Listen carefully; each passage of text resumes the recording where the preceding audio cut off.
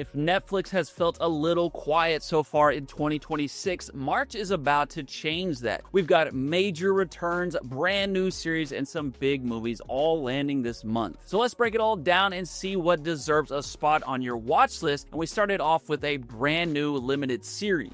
Hi. Sorry. I just wanted to be sure you were here in the flesh. As opposed to what? Oh, in my dreams.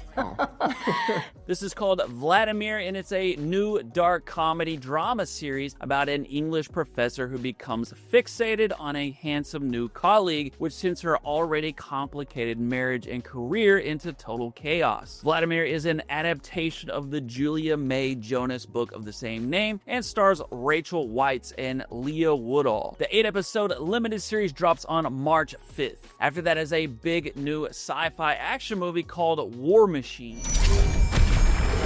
Whatever that thing is, it's hunting us, and it won't stop.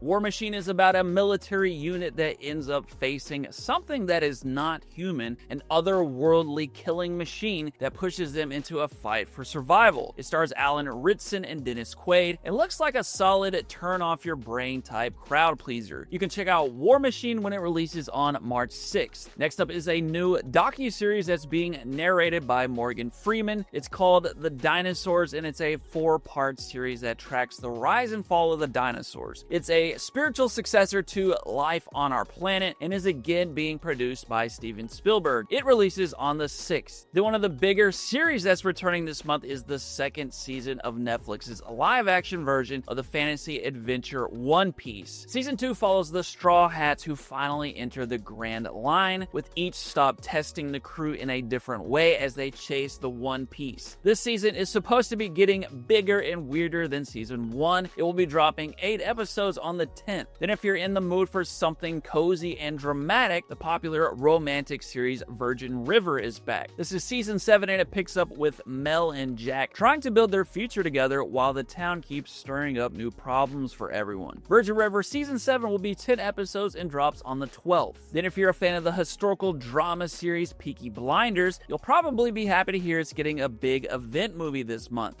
Who the f*** is Tommy Shelby?